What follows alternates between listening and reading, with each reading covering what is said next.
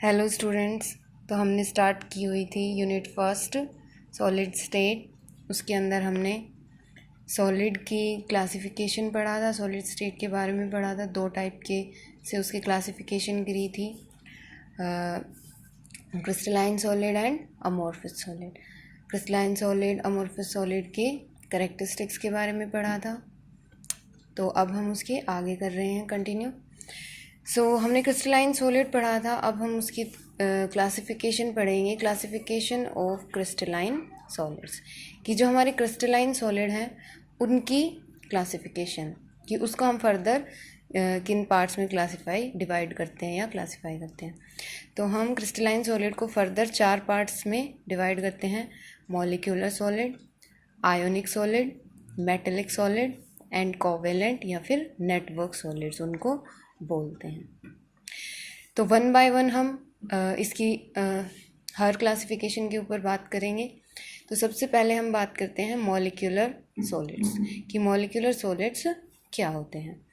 Molecular solids जो हैं crystalline solid का ही पार्ट है। तो हम इसको कैसे डिफाइन करेंगे कि ये वो क्रिस्टलाइन सब्सटेंस है या फिर ये वो क्रिस्टलाइन सॉलिड होते हैं जिनके कंस्टिट्यूएंट पार्टिकल्स जो हैं वो मॉलिक्यूल होते हैं। तो यानी कि वो क्रिस्टलाइन सब्सटेंस या फिर वो क्रिस्टलाइन सॉलिड, वो सॉलिड जिसके कंस्टिट्यूएंट पार्टिकल लास्ट क्लास में भी बताया था कि वो छोटे छोटे पार्टिकल्स जिनसे मिलकर वो सॉलिड बना है। तो जिसके कंस्टिट्यूएंट पार्टिकल्स क्या हैं, मॉलिक्यूल्स होते हैं, उसको हम क्या बोलते हैं, molecular solid. These are the crystalline substances in which constituent particles are molecule. कि वो crystalline substances जिन छोटे छोटे constituent particles से मिलकर बना है वो particles क्या होंगे, molecules होंगे। ठीक है, तो उन solids को हम क्या बोलेंगे, molecular solids। अब molecular solid को हम further फिर 3 parts में classify करेंगे। First is non polar molecular solid, second is polar molecular solid and third is hydrogen bonded molecular solids. Okay, so अब हम वन बाय वन इन पे बात कर लेते हैं। नॉन पोलर मोलिकुलर सॉलिड किसको कहेंगे, उन मोलिकुलर सॉलिड को हम नॉन पोलर मोलिकुलर सॉलिड बोलेंगे जिनके जो पार्टिकल्स हैं, जिनके कंस्टिट्यूएंट पार्टिकल्स जो हैं वो क्या है, नॉन पोलर मोलिक्यूल्स हैं। ठीक है, मतलब जिन कंस्टिट्यूएंट पार्टिकल से मिलकर वो बना है ना, वो मोलिक्यूल्स तो हैं, इसीलिए वो मोलिकुलर सॉलिड में आ रहे हैं। लेकिन वो किस टाइप के मोलिक्यूल हैं, अगर नॉन पोलर मोलिक्यूल्स हैं तो उस सॉलिड को हम क्या बोलेंगे, नॉन पोलर मोलिकुलर सॉलिड। और नॉन पोलर मोलिक्यूल्स किसको कहते हैं, जैसे हमारे पास ये हो गया हाइड्रोजन, ठीक है, हीलियम, जो हमारी नोबल गैसेस हो गई, वो क्या है, non polar molecules. Non polar molecules क्या होता है कि जैसे मानो ये हमारे पास हीलियम और He2 हीलियम गैस है, या इसमें एक He दूसरा भी He, दोनों सेम मॉलिक्यूल है तो दोनों में इलेक्ट्रोनेगेटिविटी का कोई डिफरेंस नहीं है, तो ये जो मॉलिक्यूल्स हैं ये कैसे हैं, नॉन पोलर मॉलिक्यूल्स हैं। ये आपस में किस टाइप के फोर्सेस से जुड़े होते हैं, डिस्पर्जन फोर्सेस। डिस्पर्जन फोर्स क्या होता है, एक वीक फोर्स होता है, वीक फोर्स ऑफ अट्रैक्शन होता है। तो जो नॉन पोलर मॉलिक्यूल्स के बीच में फोर्स ऑफ अट्रैक्शन होता है वो कैसा होता है, डिस्पर्जन फोर्सेस।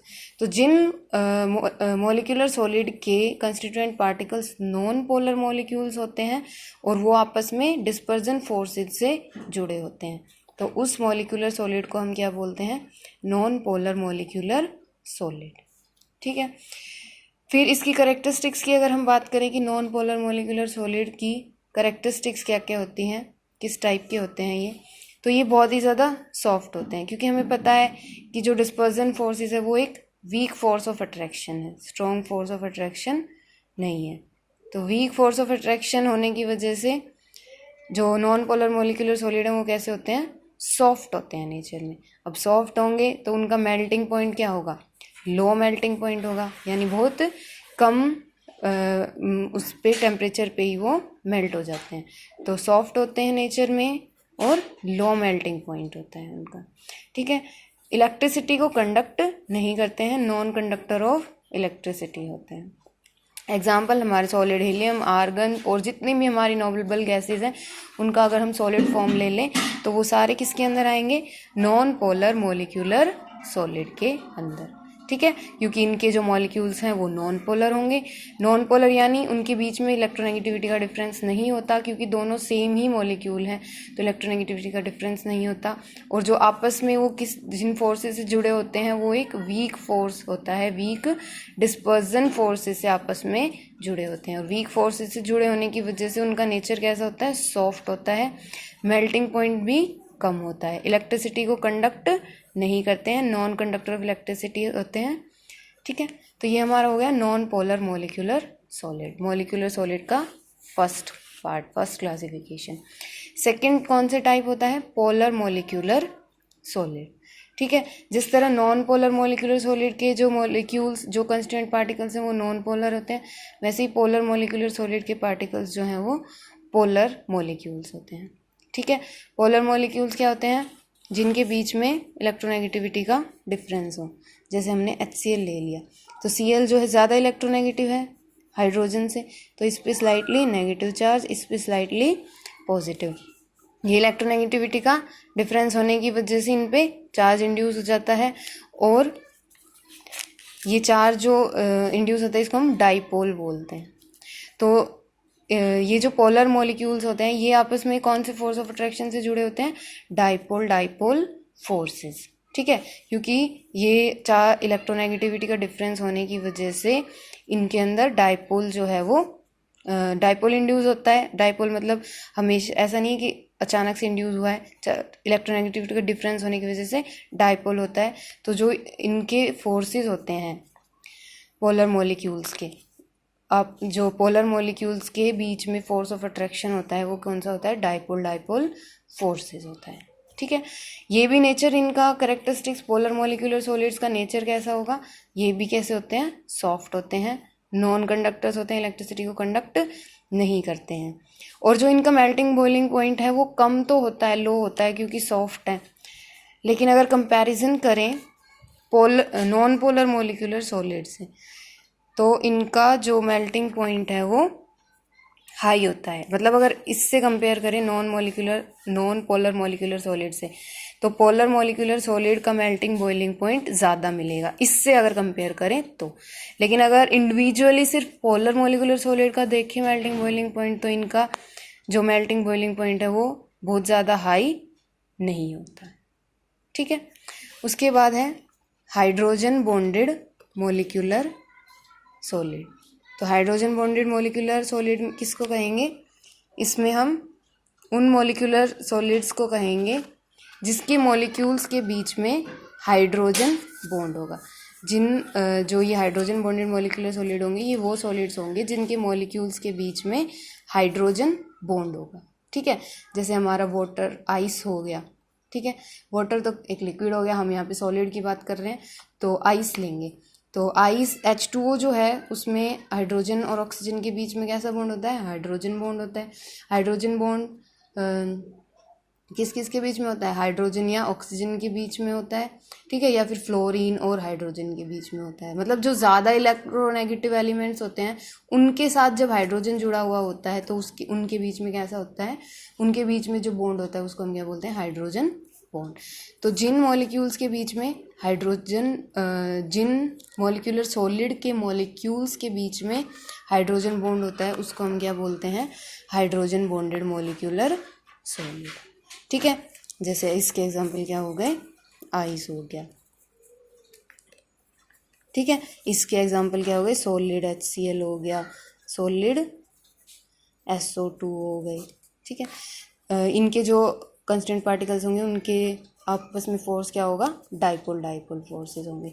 और जो हाइड्रोजन बॉन्डेड मॉलिक्यूलर सॉलिड होंगे उनके पार्टिकल्स के बीच में जो फोर्सेस होगा वो कैसे होंगे, हाइड्रोजन बॉन्ड होगा, ठीक है। ये भी नॉन कंडक्टर होते हैं, ठीक है, इलेक्ट्रिसिटी को कंडक्ट नहीं करते हैं। लेकिन इनका जो मेल्टिंग बॉइलिंग पॉइंट कंपेयर करें हम पोलर से, नॉन पोलर से और पोलर मॉलिक्यूलर सॉलिड से, तो इनका जो मेल्टिंग बॉइलिंग पॉइंट है वो हाई होता है, ठीक है। वैसे तो लो ही होता है इनका, मतलब बहुत ज़्यादा नहीं होता है। लेकिन अगर कंपैरिजन करें कि नॉन पोलर मोलिकुलर सॉलिड से और पोलर मोलिकुलर सॉलिड से अगर हम कंपैरिजन करें इसके मेल्टिंग बॉइलिंग पॉइंट का, तो इनका हाइड्रोजन बॉन्डेड मोलिकुलर सॉलिड का मेल्टिंग बॉइलिंग पॉइंट क्या होगा, ज़्यादा होगा। ठीक है, और तो तीनों का अगर हम कंपैरिजन करें कि non polar molecular solid, polar molecular solid और हाइड्रोजन बॉन्डेड मोलिकुलर सॉलिड, तो तीनों में से किसका मेल्टिंग बॉइलिंग पॉइंट सबसे ज़्यादा होगा, इनका हाइड्रोजन बॉन्डेड मोलिकुलर सॉलिड का मेल्टिंग बॉइलिंग पॉइंट सबसे ज़्यादा होगा, फिर पोलर मोलिकुलर सॉलिड का होगा और सबसे कम होगा नॉन पोलर मोलिकुलर सॉलिड्स का। ठीक है, अगर कंपैरिजन करें तो अगर इंडिविजुअली बात करें अलग अलग तो इतना ज़्यादा नहीं होता है मेल्टिंग बॉइलिंग पॉइंट, इनका भी बहुत ज़्यादा नहीं होता है और इनका भी नहीं ज़्यादा होता है और इसका भी ज़्यादा नहीं होता है। ठीक है, तो ये क्रिस्टलाइन सॉलिड की क्लासिफिकेशन थी जिसमें हमने फर्स्ट टाइप के सॉलिड्स पढ़े, मॉलिक्यूलर सॉलिड। इसके बाद आते हैं आयनिक सॉलिड, मेटेलिक सॉलिड और फोर्थ आएगा कोवैलेंट और नेटवर्क सॉलिड। ठीक है, ये तीनों जो बच गए हैं इसकी क्लासिफिकेशन ये नेक्स्ट क्लास में कवर करेंगे। इसको वीडियो को पॉज करके इसको आप नोट कर सकते हैं। इसके आगे हम करेंगे नेक्स्ट क्लास में।